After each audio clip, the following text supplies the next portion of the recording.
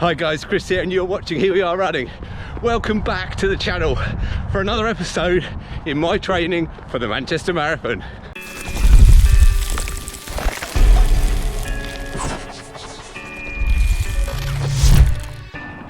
It's week 12 and today we start the week with a nice lunchtime run out on the trails on the North Downs Way, and feeling extra inspired this week, guys, because as you know, if you watched last week's episode, I was the tail runner for the under 9 and under 11 races at the local cross country competition on Sunday afternoon, and those kids did fantastic. Even the guys right at the back were giving it their all, really trying hard, and I was giving them loads of encouragement to get them over that finishing line.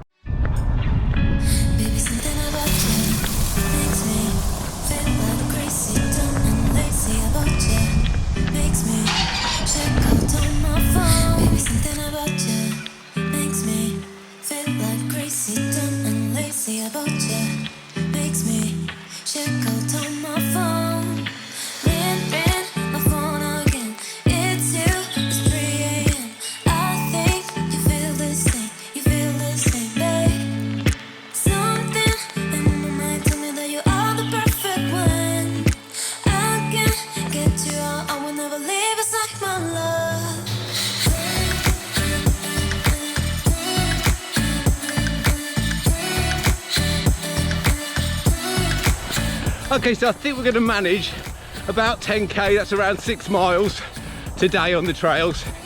And as I complete this trail run, I'm going to answer some common questions that keep popping up in the comments. And the first question was, how do I find this year's marathon training is going compared to last year or even the year before? And for that, I think the answer is, I think it's going better. I feel that a lot of the lessons that I learned from the previous 2 marathon training plans I've built into this one. I'm doing certain things differently. Training on heart rate is a big one for my easy day and long runs. Also, I didn't start any proper speed work until at least halfway through the training block. That's a new thing, and I think that's really helped me because my legs felt like they really had built a base this time. Not sure that was the case last year. So overall, I think it is going better. And that ties in with the next question, which is, what is my marathon pace? What am I going to try and run when I do the Manchester Marathon? And I still can't give you a concrete answer to that. I'm going to make my mind up after I have done my next 20 miler, which will now be in training rather than a race. But that will be not this weekend, because we've got the Surrey Half pacing at that this weekend, but the following weekend is when I plan to do a 20 miler, adding some marathon pace into that, and we shall see after that how we feel, and then we'll make a decision on pace. My number 1 goal, as I mentioned at the beginning of the year, is to run the marathon without stopping at all, and in terms of a time, it would be really nice to go sub 4, but we'll make our mind up on that in a couple of weeks' time.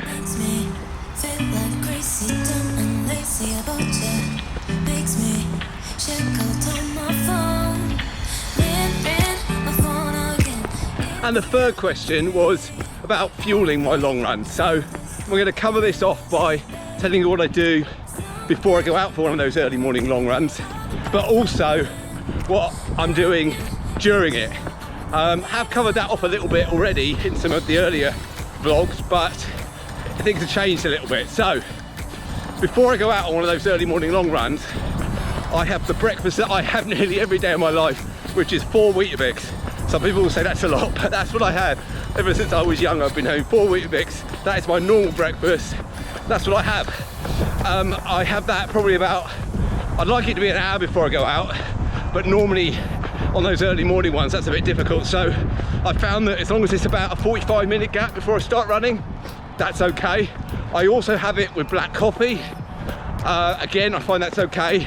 Since I've been doing that, I've not been getting any stitches, and that's what I have before I go out in the morning. And then on the run itself, until recently, I was just having those power bar shots. I was finding that wasn't really enough when the distances started getting longer and longer. So combine that with some gels.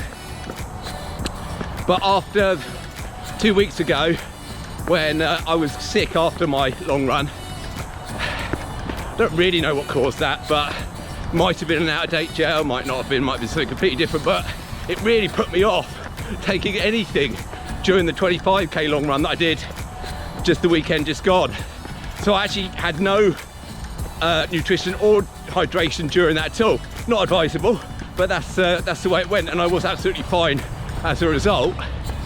So for the half marathon coming up this week, I'll probably take a couple of gels with me, and then for my 20-mile long run, that's where I've really got to get it right. I've got to decide on some fueling strategy, because that could be the downfall of all of this if I don't get it right. So between now and then, I'll be making my mind up. It'll probably be gels. I'll probably get some new ones, and hopefully everything just goes okay with them. Right, well, tomorrow it's Wednesday. It will be another workout Wednesday. We're heading back down to the track this week, and we're going to attempt a pyramid workout. Morning. You know, you get some of those days where you just can't wait to get out the door to get your run done or get your workout done. Today's not one of those days. So I've struggled to get out today to do this. I am pushed for time as well, but it is Wednesday, so it is a workout Wednesday. I'm just making my way to the track, and then, as I mentioned, we're going to do a pyramid workout.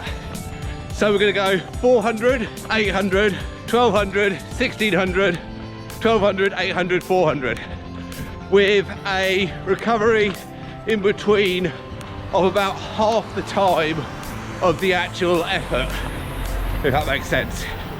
Anyway, let's get on with it.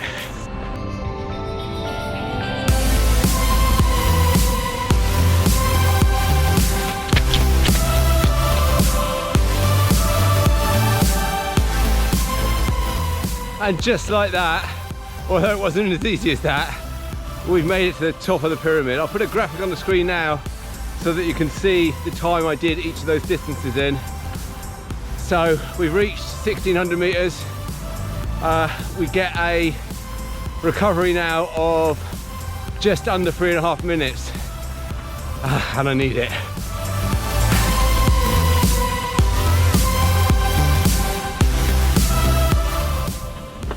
Oh, that was harder than I thought it was going to be. Not used to pyramid workouts. Probably set off a little bit too quick on the earlier ones, but, and you'll know this before me because I haven't really looked at the times properly, but I think I was fairly consistent going up the pyramid as I was coming down it. So all in all, a pretty good workout. I'm not sure which the next one's going to be now, so stay watching to find out, and I'll see you later in the week.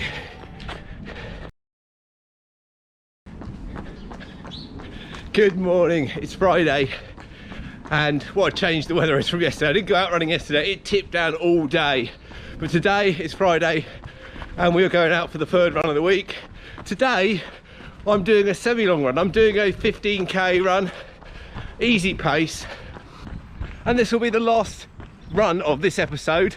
And I'm going to publish this video earlier than I normally do, because on the weekend I've got two things planned.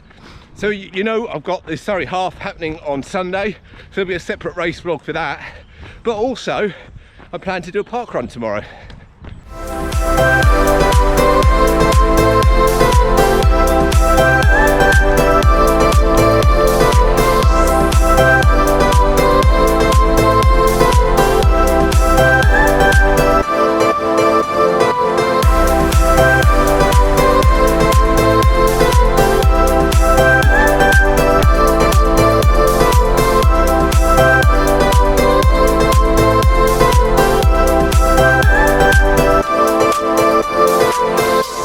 And I thought, whilst we're running today, we'd talk about a particular subject that is in the news a lot at the moment, the coronavirus, and is that going to impact on all our races that we've got coming up that we've been training for so many weeks.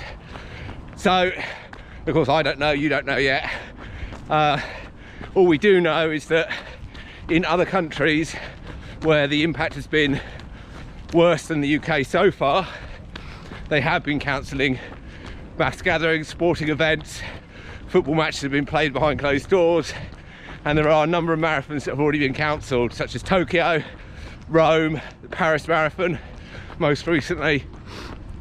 So I think we just have to wait and see.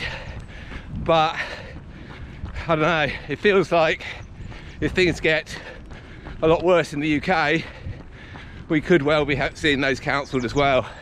So with 4 weeks to go until the Manchester Marathon, I am thinking of plan B if worst case it does get cancelled. Obviously fingers crossed that doesn't happen, but if it did happen, then I want to be prepared. I don't want to let all this training go to waste. So I'm starting to look at what smaller events there might be that would be less at risk of being cancelled, might still have places available, but also if worst case scenario happens and I can't get onto another event at all, then I would certainly consider doing my own solo marathon. So let me know what your thoughts are on that. Are you thinking about a plan B just in case? Obviously we all hope this doesn't happen, but you never know the way things are at the moment. So guys, that is the end of this episode. I do hope you enjoyed it, and if you have, of course, hit the thumbs up button, give the video a like, and if you're new around here, well, you know what to do, hit that subscribe button. Okay, see you guys.